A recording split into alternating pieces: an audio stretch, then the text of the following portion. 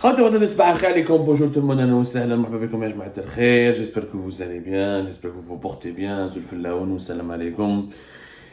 que vous passez un bon début de cette journée du 21 mai 2023 et que vous allez avoir un moral embêtant et que vous allez bien profiter de votre état de santé que j'espère stable et en constante évolution positive. J'ai du mal à commencer cette journée parce que j'ai beau essayer d'analyser le positionnement du régime algérien, de nos actuels dirigeants en ce moment par rapport à certains dossiers géopolitiques. J'ai du mal à le comprendre et les partenaires étrangers du pays eux-mêmes ont du mal à comprendre les motivations, les humeurs ou les objectifs réels et tracés des dirigeants actuels de notre pays. Les relations entre l'Algérie et la Russie. L'Algérie qui a toujours fait croire, nous a fait croire, les dirigeants algériens en tout cas, ont voulu toujours nous faire croire que la Russie est un partenaire historique, est un allié historique de l'Algérie. 2020-2021, l'Algérie ne jurait que par la Russie. On s'est rapproché de la Russie en 2020 pour essayer d'obtenir les fameux vaccins contre le coronavirus Covid-19. On n'en a obtenu pratiquement pas du tout, mais à part quelques petites doses. Ensuite, en 2021, à la lumière, pour riposter au rapprochement militaire entre le Maroc et Israël, l'Algérie a voulu approfondir sa coopération, son rapprochement militaire avec la Russie. Des délégations militaires russes ont visité discrètement, secrètement, ensuite officiellement l'Algérie. Il y a eu des échanges. Saïd Chengraha est parti à Moscou. Ensuite, l'armée algérienne a décidé avait voulu ou l'a exprimé sa volonté d'augmenter significativement ses acquisitions d'armes auprès de la Russie. Durant toute l'année 2022, effectivement, des plans d'acquisition auprès de la Russie ont été établis pour que l'Algérie achète l'équivalent de 11 milliards de dollars.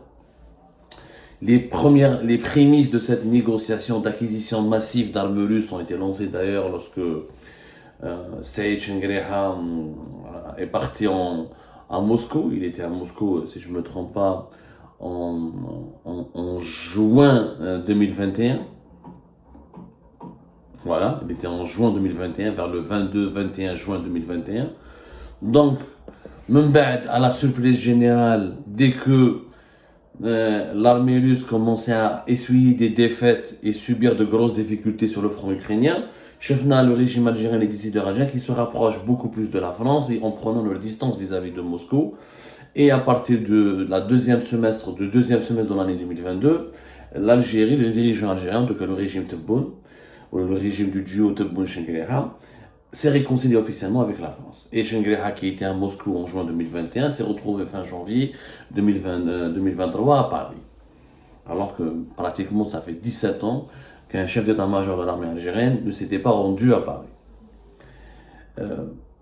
Entre-temps, on a l'impression que la lune de miel, le grand partenariat historique qui devait bâtir la nouvelle Algérie, le nouveau régime algérien qui a succédé au régime Bouteflika avec la Russie, après du plomb dans l'aile, comme on dit, où là, il est plus que jamais compromis. La preuve, alors,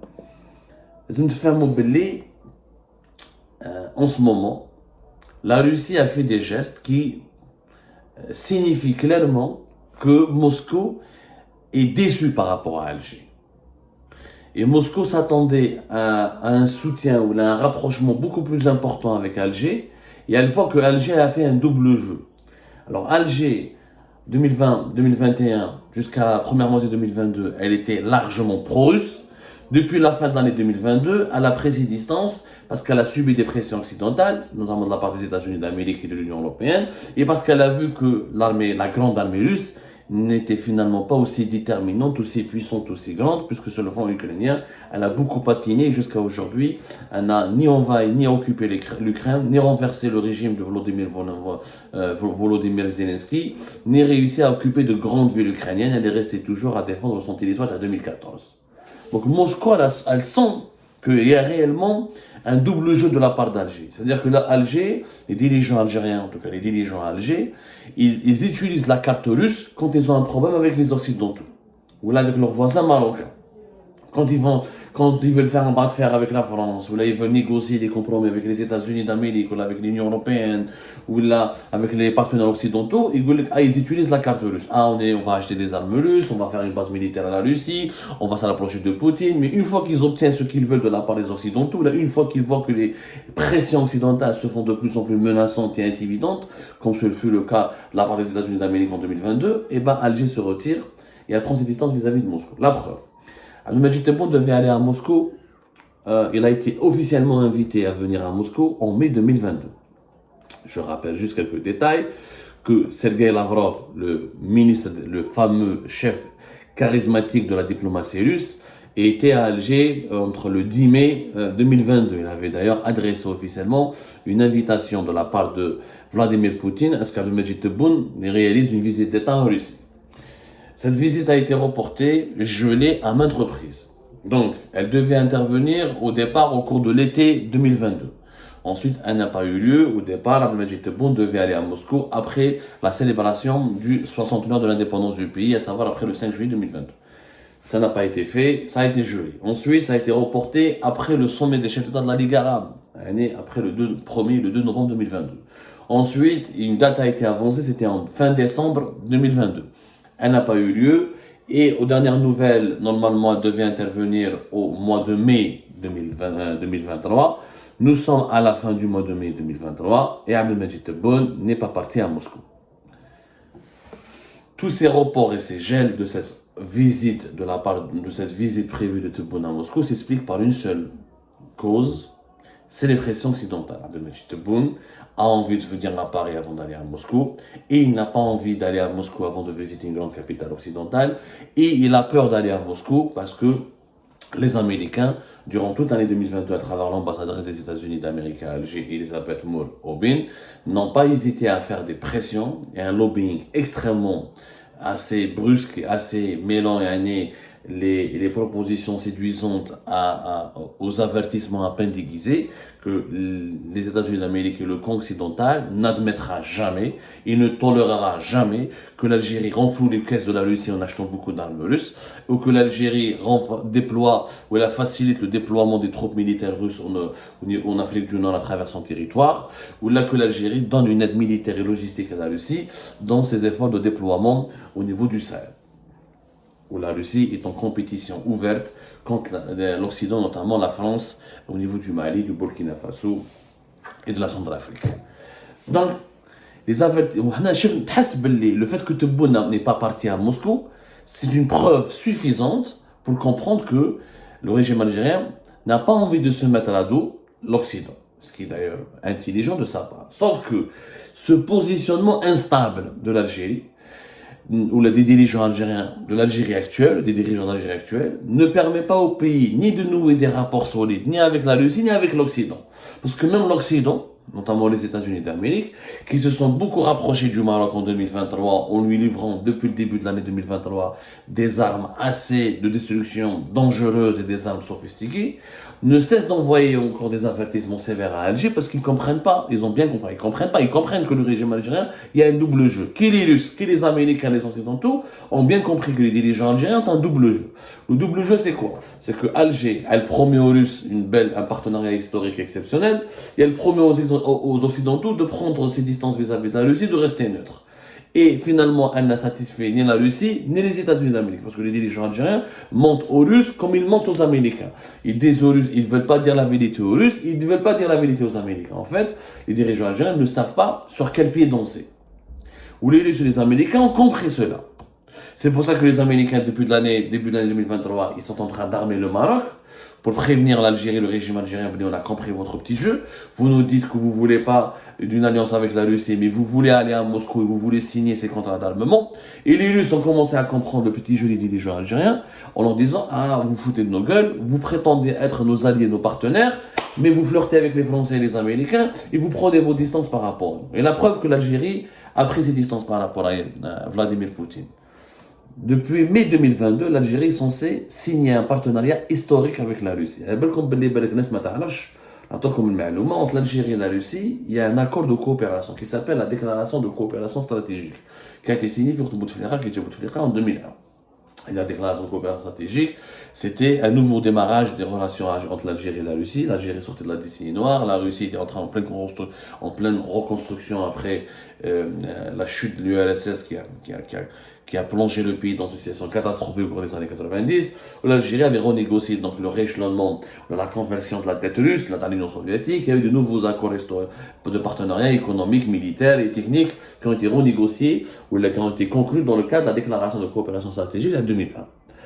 Depuis le début de la guerre en Ukraine, ou le rapprochement entre l'Algérie et la Russie qui a commencé bien avant l'Ukraine, et quand l'Algérie avait miroité à la Russie qu'elle veut plus d'armes, et plus de coopération militaire, et plus de partenariat sécuritaire et militaire, parce que l'Algérie est engagée dans une lutte d'influence, et elles se sont agressées par l'alliance militaire conclue en novembre 2021 notamment, et plus tard aussi par d'autres nouveaux accords en 2022, jusqu'à cette année 2023 entre Israël et le Maroc.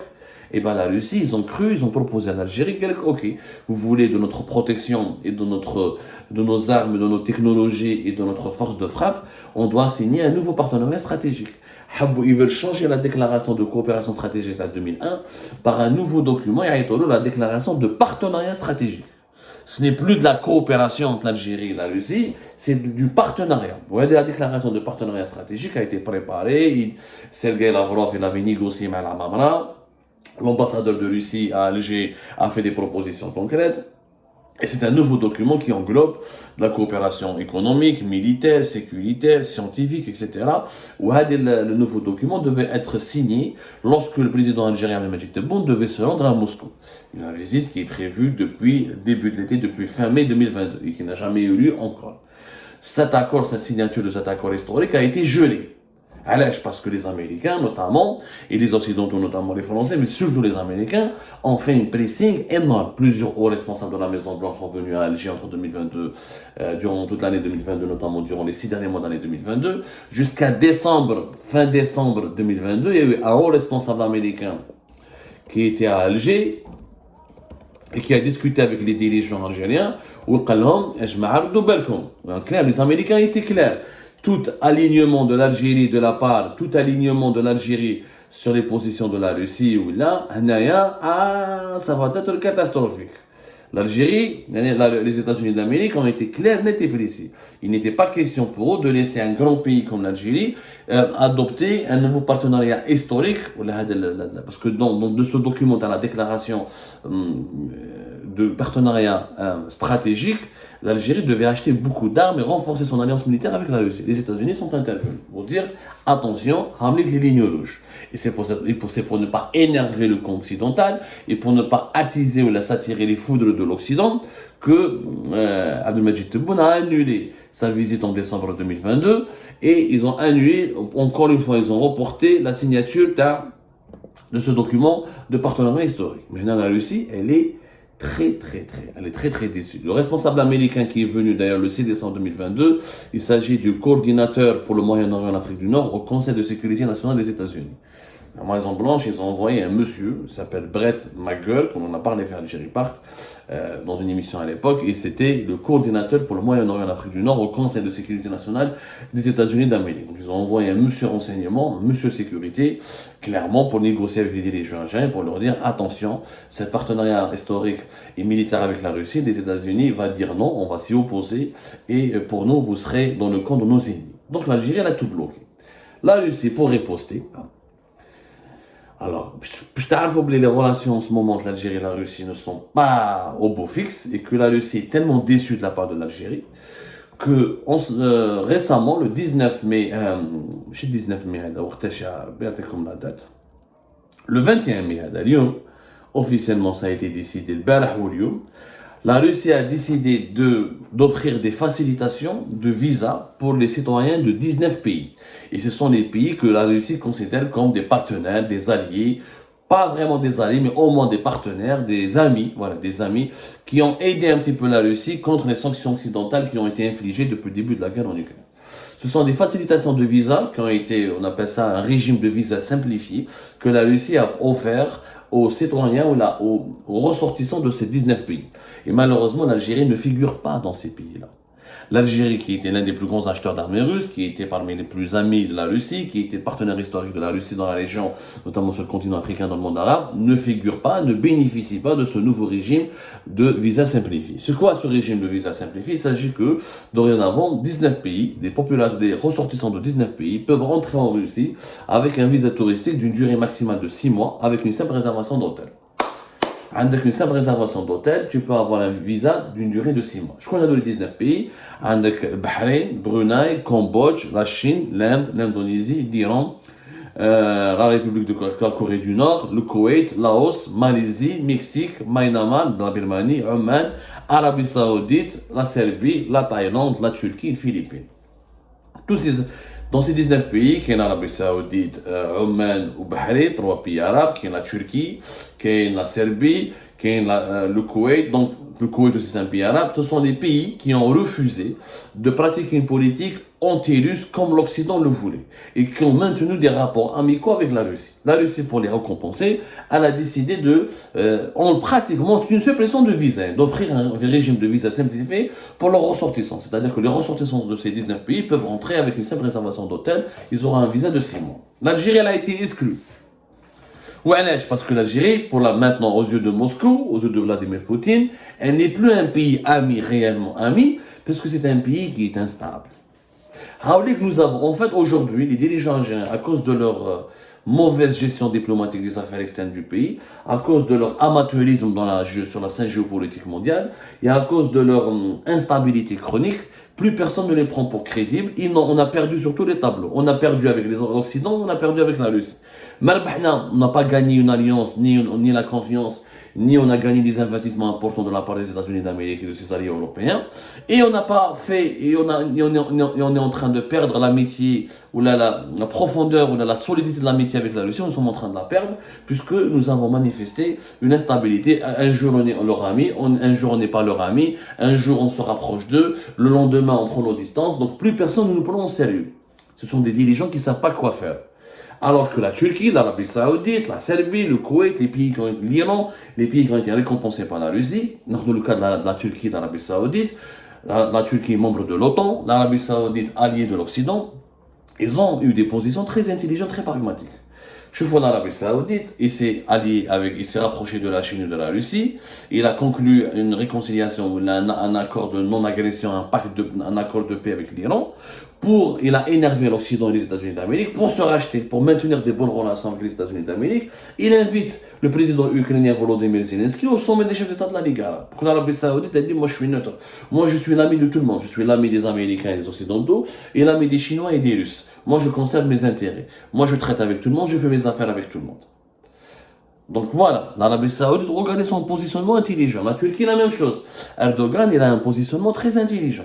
D'un côté, il est membre de l'OTAN, il défend l'Ukraine, il dénonce l'invasion russe. D'un autre côté, il refuse d'appliquer les sanctions occidentales contre la Russie, il fait les affaires avec la Russie, il traite avec Poutine, il rencontre Poutine, il essaie d'être intermédiaire pour les accords de paix. Pour la Turquie, il est devenu un acteur d'influence majeur.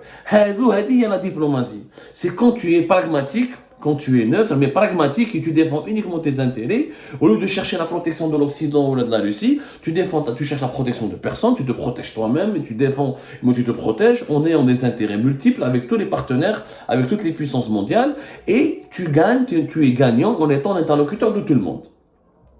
Et donc c'est pour cette raison que la Russie a récompensé l'Arabie Saoudite et la Turquie en simplifiant les visas pour leurs citoyens. C'est un geste d'amitié. L'Algérie ne figure pas parmi ces pays amis. Parce que la Russie estime certainement que les dirigeants algériens se sont foutus de sa gueule. Ça fait 3 ans, 2 ans que la déclaration, que le partenariat stratégique n'a pas été signé, que Tebboune n'est pas venu à Moscou. Un jour on est pro-russe, demain on est pro-occidentaux. Personne ne les prend au sérieux. لو كان بوتفليقة حي تشوفوا ça aurait été complètement différent. Quand Bouteflika كان على ديدانو, il était ami de tout le monde. Il était ami des Russes, il parlait avec les Chinois, il parlait avec les Occidentaux, il traitait avec les monarchies du Golfe. C'est le bon pragmatisme. Aujourd'hui, les meilleures diplomaties, ce sont les diplomaties pragmatiques, qui font preuve de pragmatisme. C'est-à-dire, je suis l'ami de tout le monde, je suis l'ennemi de personne, je parle avec tout le monde, j'ai des intérêts avec tout le monde. Et je ne suis partie prenante d'aucun conflit. Et quand il y a un conflit, j'essaie de proposer mes services de bon intermédiaire pour pour réconcilier les uns avec les autres. J'ai pas de problème, j'ai que des intérêts. Malheureusement, la diplomatie qui nous a fait, qui a fait rayonner le pays de 2000 à 2013 a complètement disparu parce que la diplomatie aujourd'hui employée ou utilisée par le régime Tebboune, c'est une diplomatie agressive, brutale, épidermique, basée sur les émotions. Et un jour, elle est dans la réaction, dans la réaction défensive. Un jour, je suis avec la Russie, un jour, je suis avec l'Occident et la Haslem. C'est pas comme ça que ça marche, c'est pas comme ça qu'on gère un pays. Et on est en train de perdre sur les deux tableaux, malheureusement.